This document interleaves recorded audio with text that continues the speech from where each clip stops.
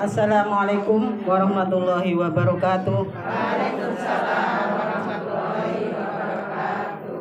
A'udzubillahi minasyaitonirrajim. Bismillahirrahmanirrahim. Alladzina idza asobathum musibatun qalu inna lillahi wa inna ilaihi raji'un. Alhamdulillahilladzi arsala rasulahu bil huda wa dinil haqqi liyudhhirahu 'ala dini kullih. Asyhadu an la ilaha illallah wahdahu la syarikalah wa asyhadu anna Muhammadan abduhu wa rasuluh. Allahumma sholli wa sallim ala sayyidina Muhammad wa ala alihi wa ashabihi. Ilahi anta maksudi wa ridhoka matlubi atini mahabbatak ma'rifatak. Rabbi shrah li sadri wa yassir li amri wa hlul 'uqdatam min lisani yafqahu qawli, amma ba'd. Kepada sahibul musibah, Ibu Marsinis keluarga yang kita muliakan, serta kepada segenap ibu-ibu muslimat Jamiah Tahlil Takziah pada kesempatan pagi hari ini yang saya hormati, semoga pula senantiasa dimuliakan oleh Allah Subhanahu wa taala, dan begitu juga adik-adik serta anak-anak sekalian yang selalu kita sayangi. Alhamdulillahirabbil alamin, alhamdulillah wa syukurillah, tak bosan-bosannya marilah kita senantiasa memanjatkan puja dan puji syukur kita ke hadrat Allah Subhanahu wa taala atas segala limpahan rahmat, nikmat, taufik, hidayah serta inayahnya yang senantiasa dilimpahkan kepada kita, sehingga pada kesempatan pagi hari ini kita masih diberikan panjang umur, badan sehat walafiat, serta kesempatan yang Allah berikan kepada kita, dan yang terutama sekali ada kenikmatan iman dan Islam, sehingga pada kesempatan pagi hari ini kita masih diberikan oleh Allah Subhanahu wa taala untuk menjalankan aurodah kita ini ataupun menjalankan amal ibadah yang sholihah ini. Semoga pula Allah senantiasa memberikan ridho kepada kita, diberikan rahmatnya untuk kita, dan Allah senantiasa memudahkan dalam segala urusan kita, baik urusan dunia maupun urusan akhirat, dan Allah memberikan keberkahan, keberuntungan, keselamatan di dunia dan di akhirat kelak. Amin Allahumma amin. Dan kedua kalinya Allahumma sholli ala sayyidina Muhammad wa ala ali sayyidina Muhammad. Allahumma sholli ala sayyidina Muhammadin bi'adadi man shalla alaihi wa sholli ala sayyidina Muhammadin bi'adadi man lam yusalli alaihi wa sholli ala sayyidina Muhammadin kama tuhibbu wa yusalli alaihi wa sholli ala sayyidina Muhammadin kama amartana bis-sholati alaihi wa sholli ala sayyidina Muhammadin kama yanbaghi sholatu alaihi wa ala alihi wa sahbihi wa barik wa sallim ajma'in. Amin. Dan semoga pula salawat yang senantiasa kita baca, yang kita lantunkannya diterima oleh Allah Subhanahu wa taala, dan senantiasa tersampaikannya kehariban baginda Rasulullah sallallahu alaihi wasallam serta para keluarganya, para sahabatnya, dan para pengikut-pengikutnya hingga akhir zaman. Dan semoga pula kita termasuk umatnya yang diakui, yang cinta kepada beliau, gemar baca sholawat dan mengikuti sunah-sunahnya, sehingga kita menjadi orang-orang yang beruntung dipertemukannya kepada baginda Rasulullah sallallahu alaihi wasallam, dan yang berhak mendapatkan syafaatnya di yaumil qiyamah kelak. Amin Allahumma amin. Dan begitu juga kita hanya bisa berdoa, semoga pula sahibul musibah Allah senantiasa berikan rahmatnya, berikan pertolongannya di setiap langkahnya, dan begitu juga semoga pula anak cucunya hingga yaumil qiyamah senantiasa beriman dan bertakwa kepada Allah Subhanahu wa taala, diberikan panjang umur, badan sehat walafiat, dan bisa melangsungkan kehidupan ini dengan yang lebih baik, dan semoga pula atas musibahnya Allah menggantinya dengan pahala yang berlipat ganda. Amin Allahumma amin.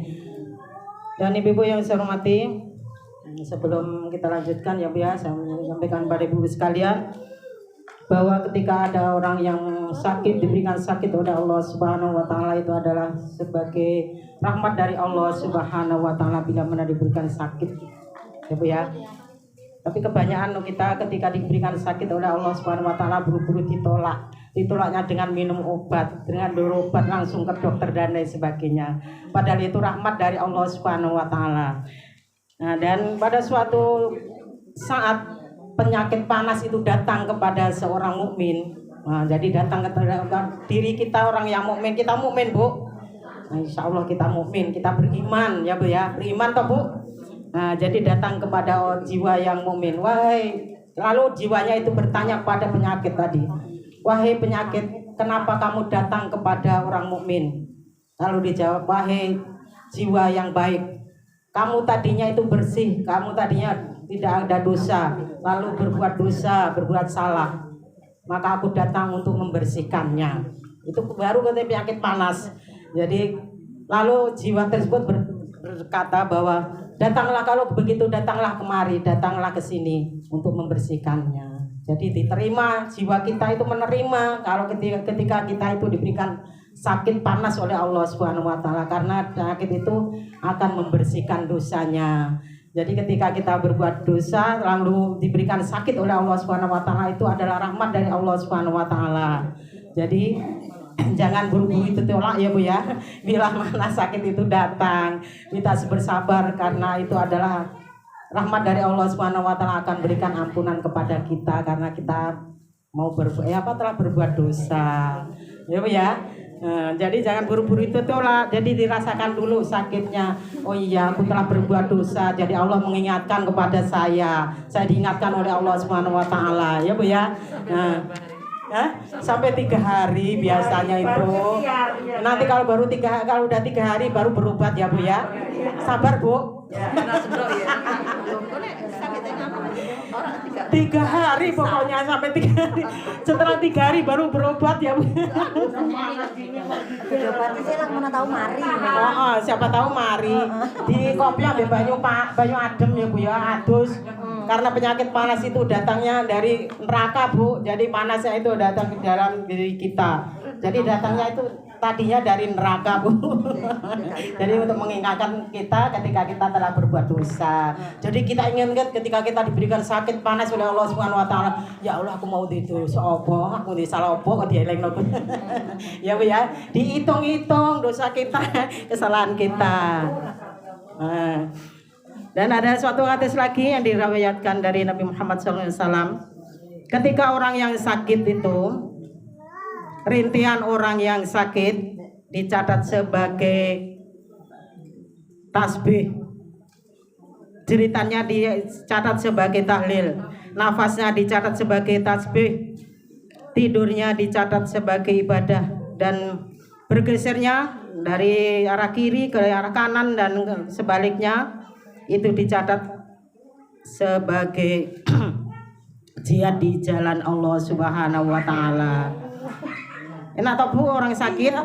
Mau sakit? Enggak bisa ngapa-ngapa. Orang Turu aja kan. Bang ciri-cirinya orang-orang sakit itu wanitanya orang sakit. Aduh itu sebagai bacaan sebagai tasbih. Jadi tasbih itu apa Bu? Subhanallah. Cuman kita dengarnya aduh.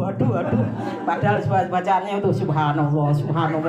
Jadi kita dan ketika orang yang jerit-jerit yang sudah merasakan ngurusin orang yang sakit ya Bu ya, banyak jerit-jeritnya ketika orang yang sakit itu padahal baca la ilaha illallah. Ya Bu ya. Terus nafasnya ya kadang nafasnya juga kenceng, nafasnya kayak orang ngorok ya Bu ya. Itu dicatat sebagai tasbih pula ya Bu ya. Nah, dan bergesernya dari arah kanan ke arah kiri, dari kiri kanan dan molak malai itu dicatat sebagai jihad fisabilillah. Jadi bahwa segala gerakan orang-orang yang sakit itu dicatat ibadah oleh Allah Subhanahu wa taala. Bila mana nanti ngurusi orang yang sakit yang banyak jerit-jeritannya, banyak gembor-gemborannya, anggap aja itu baca tasbih ya. Anggap aja baca kalimat la ilaha illallah. Walaupun kadang itu kita kesel ngurusi orang yang sakit seperti itu, gemboran-gemboran. Sedino sungi kaya bitae nang ngomong. Padahal itu adalah dicatat sebagai ibadah bagi orang yang sakit. Tapi orang yang mendengarkannya itu sakit rasanya juga ya Bu ya. Enggak sabar juga, kita namanya manusia. Tadinya aku juga lupa dengan hadis ini, bahwa aku udah pernah baca, udah pernah nyampaikannya, cuma lupa. Jadi ketika mamaku gemburan-gemburan aku pun yo rasa sabar. Aku yang marah ya Bu. Tapi setelah tahu ini tak biarkan saja. Jadi saya anggap baik baca syahadat, kalimat syahadat, baca tasbih, baca alhamdulillah dan lain sebagainya. Dianggap koyo ngono ku ben rila, lega lila nerima orang ngurusin orang yang lagi sakit ya Bu ya. Memang susah orang yang lagi sakit itu kita ngurusin mereka. Jadi jangan sampai kita ingin mempunyai kedua orang tua yang umurnya panjang tapi panjang diberikan sakit oleh Allah Subhanahu wa taala. Doakan mereka itu sehat walafiat. Kita senang ngurusinnya ya Bu ya.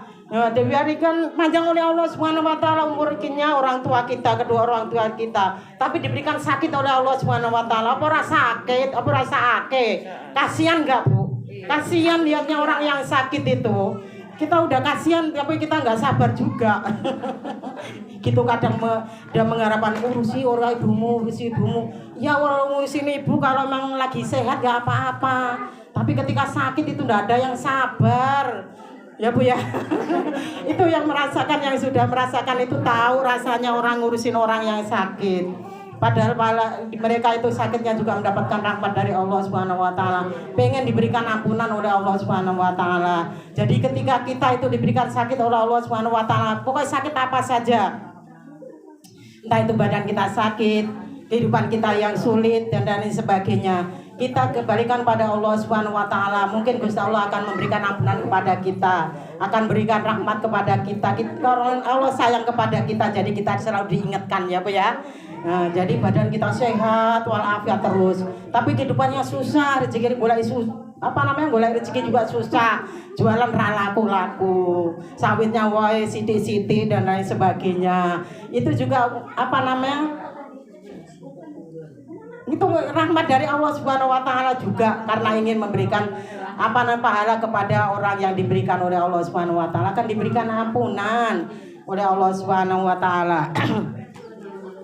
Dan baginya yang sakit itu Bu, ketika sakit itu dicatat oleh Allah Subhanahu wa taala sesuai dengan ketika dia sehat itu menjalankan amal ibadah. Jadi ketika sehatnya itu suka beribadah, suka ngaji, suka baca Al-Qur'an, suka berpuasa, suka sholat yang rajin siang malam, sholat sunnah, sholat wajib dan lain sebagainya. Itu dicatat baginya, bagi orang yang sakit yang ketika sehatnya itu menjalankan amal yang soleh. Jadi enak toh Bu. Jadi orang tapi ya kadang itu kita sakitnya juga dicicil oleh Allah Subhanahu wa taala, dikit sakit. Nah, itu dicicil oleh Allah Subhanahu wa taala.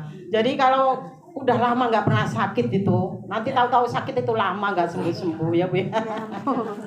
Karena sakitnya diborong pada di akhir waktunya. Ya, mudah-mudahan ya kita sehat selamanya ya Bu ya, sehat walafiat, terus berkah untuk beribadah pada Allah Subhanahu wa taala. Dan begitu juga sebelum saya tutup ya Bu ya, saya sampaikan kepada Ibu sekalian bahwa ketika Allah Subhanahu wa taala itu mengeluarkan seseorang daripada dunia ini, terus Allah itu memberikan sakit di dalam badannya, diberikan sakit oleh Allah Subhanahu wa taala karena Allah memberikan rahmatnya. Allah ingin memberikan ampunan pada dirinya yang diberikan sakit oleh Allah Subhanahu wa taala, karena Allah akan memasukkannya ke dalam surganya Allah Subhanahu wa taala.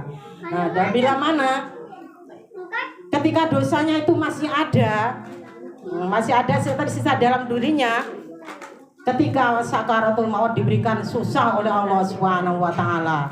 Itu yang mendapatkan rahmat dari Allah Subhanahu wa taala, udah diberikan sakit oleh Allah Subhanahu wa taala, udah lama bertahun-tahun, kadang berminggu-minggu sampai berbulan-bulan, bertahun-tahun diberikan sakit oleh Allah Subhanahu wa taala. Masih aja sakit diberikan oleh Allah Subhanahu wa taala. Ketika sakaratul maut masih susah, masih enggak selesai sakaratul mautnya. Karena itu Allah akan memberikannya rahmat dari Allah Subhanahu wa taala, akan dimasukkannya ke dalam surganya Allah Subhanahu wa taala. Dan begitu juga sebaliknya, bila mana itu Allah tidak akan memberikan rahmat kepada seseorang, Allah memberikannya sehat selamanya. Rezekinya juga luas, diluaskan, dimudahkan rezekinya, gampang rezekinya. Dan ketika itu kebaikannya masih ada, sakaratul mautnya diberikan mudah oleh Allah Subhanahu wa taala. Kadang ibu-ibu pada meri ketika ada orang Kristen, orang yang meninggal dunia, matinya kok gampang, uripe wis penak, rezekine banyak, tapi matinya kok yo gampang, ndak nyusane orang. Ya. Itu apa namanya perbandingan kepada kita orang-orang mukmin dengan orang yang tidak mukmin ya Bu ya. Jadi ketika kita diberikan sakit oleh Allah Subhanahu wa taala, ketika mau meninggal dunia itu Allah akan berikan ampunan kepada kita ya Bu ya. Makanya sakaratul maut pun diberikan susah oleh Allah Subhanahu wa taala, beda dengan orang yang tidak mukmin. Mudah-mudahan kita juga orang yang mukmin yang benar-benar ikhlas atas pemberian Allah Subhanahu wa taala ya Bu ya. Diberikan sakit kita terima dengan ikhlas, dengan lapang dada. Bila mana kita ngurusin orang sakit juga kita ikhlas ya Bu ya. Mudah-mudahan aku diberikan ikhlas ya Allah. Udah merasakan ngurusin orang yang sakit begitu susah. Ibu-ibu juga ya Bu ya, mudah-mudahan diberikan sabar oleh Allah Subhanahu wa taala, diberikan keikhlasan oleh Allah Subhanahu wa taala, dan Allah berikan rahmat pada kita. Dan mumpung kita masih diberikan umur oleh Allah Subhanahu wa taala, pergunakanlah umur kita dengan sebaik-baiknya untuk beribadah pada Allah Subhanahu wa taala. Dan bila kita ingat dosa kita berdosa tapi kita tidak tahu dosa kita itu ya kebangetan. Wow, dosa orang ngerti. Jadi ketika kita berbuat dosa itu ya diistighfari, kita bertobat pada Allah Subhanahu wa taala, cepat-cepat bertaubat. Nanti kalau sudah nyawa di tenggorokan tidak bisa bertaubat, sudah ditutup pintu taubat kita ya Bu ya. Nah, mudah-mudahan apa yang saya sampaikan ini bermanfaat pada saya terutama dan pada ibu-ibu sekalian pada umumnya. Amin amin Allahumma amin. Paham ya Bu ya? Pokoknya ketika Allah berikan kesulitan di dalam kehidupan kita itu adalah rahmat dari Allah Subhanahu wa taala, maka terimanya dengan ikhlas, dengan sabar, dengan tawakal pada Allah Subhanahu wa taala, dengan beribadah pada Allah Subhanahu wa taala, jangan dikurangin ya Bu ya. Jadi bila mana kita sakit dan sembuh-sembuh, kembalikan pada Allah Subhanahu wa taala, banyak-banyaklah beristighfar pada Allah Subhanahu wa taala. Bila mana kita ingat tidak ngerintih ya Bu ya. Jadi kita beristighfar, rintihannya pun diajarkan oleh Allah Subhanahu wa taala istighfar. Makanya walaupun tidak beristighfar itu dicatat oleh Allah Subhanahu wa taala, tapi orang yang ingat maka berbanyaklah istighfar pada Allah Subhanahu wa taala. Boboan kita mempunyai kesalahan yang tidak kita ketahui maupun tidak kita sengaja ya Bu ya. Nah, makanya kita hitung-hitung diri kita bahwa kita itu banyak berbuat dosa. Jadi berbanyaklah kita istighfar pada Allah Subhanahu wa taala. Bila mana kita dosa kepada tetangga kita, dosa kepada keluarga kita, dosa kepada manusia, kita mohon maaf dan lain sebagainya. Untuk mau diikhlaskannya ya Bu ya. Nah, walaupun ngomong itu sedikit menyinggung hati, apa sih Bu jenenge? Pokoknya nyindir bisa menyakiti hati seseorang itu dosa juga Bu. Itu dosa yang tidak kita ketahui, yang kadang kita bercanda tahu-tahu nyakitin hati orang, padahal niatnya tidak menyakitin hati. Yang disakitin pun gundul-gundul dalam hatinya. Jadi orang yang tersakiti itu doanya juga dikabulkan. Mungkin doanya orang yang tersakiti itu jadi efeknya kepada diri kita.